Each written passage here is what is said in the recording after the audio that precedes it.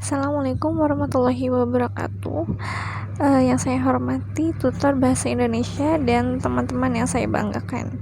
Pertama-tama marilah kita panjatkan puja dan puji syukur kita kehadirat Allah Subhanahu wa taala atas izin dan nikmatnya di mana kita bisa mengikuti diskusi 4 ini tentang kerangka gagasan COVID-19 atau coronavirus.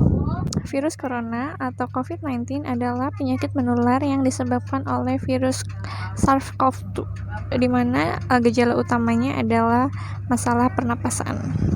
Alasan mengapa penyakit ini menarik perhatian karena pertama kali muncul di Wuhan, Cina pada tahun 2019.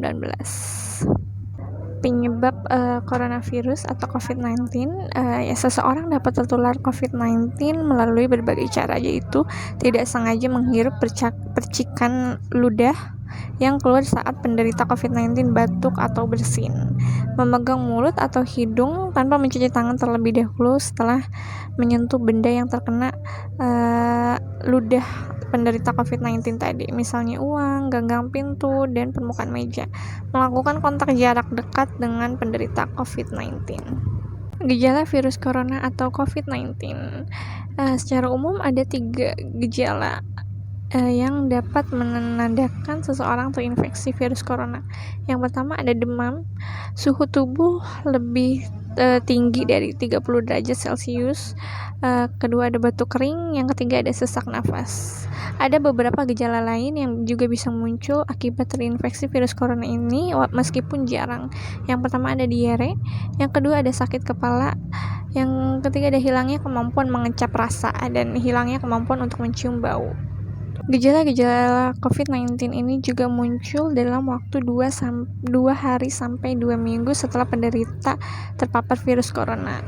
Cara mencegah penyebaran COVID-19 yaitu yang pertama, menjaga jarak minimal 1 meter dengan orang lain walaupun mereka tidak tampak sakit. Yang kedua, menggunakan masker di ruangan publik atau jika pembatasan fisik tidak dimungkinkan. Yang ketiga, cuci tangan secara rutin, gunakan sabun dan air atau cairan pembersih tangan yang berbahan alkohol. Yang keempat ada ikuti vaksinasi ketika giliran Anda. Yang kelima ada saat batuk atau bersin, tutup mulut dan hidung Anda dengan lengan atau tisu. Terus juga ada jangan keluar rumah jika merasa tidak enak badan. Dampak positif dan dampak negatif dari coronavirus ini atau COVID-19. Yang pertama, dampak positif dengan adanya COVID-19 ini dalam kehidupan sosial yaitu hubungan keluarga semakin dekat. Hal ini dapat dijadikan ajang mempererat hubungan keluarga yang dulu dipisahkan oleh jarak, aktivitas, dan kegiatan lainnya yang membuat semua anggota keluarga sibuk dengan urusannya di luar rumah. Namun sekarang dengan adanya wabah ini, pemerintah membuat aturan social distancing di mana seluruh keluarga diharuskan tinggal di rumahnya masing-masing dan dilarang aktivitas di luar rumah. Dampak positif selanjutnya dari virus ini adalah terhadap kehidupan agama. Banyak orang yang menyangka adanya wabah ini merupakan pertanda bahwa bumi ini semakin tua, kehidupan akan berakhir, dan menyadari bahwa tidak ada yang abadi di bumi ini. Seperti hal yang terjadi pada umat Islam, yaitu banyak orang yang sebelumnya bolong-bolong menjalani sholat menjadi rajin, yang dulunya sholat di rumah menjadi rajin berjamaah di masjid. Hubungan sang makhluk dengan Tuhannya pun semakin dekat. Banyak orang yang berdoa untuk memohon ampun, memohon keselamatan dari wabah penyakit ini.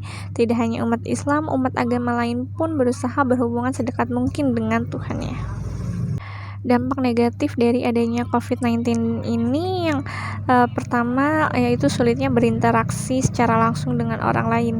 Sejak diadakannya peraturan social distancing oleh pemerintah, banyak orang yang susah berinteraksi. Dampak negatif selanjutnya dari COVID-19 ini yaitu meningkatnya angka kriminal.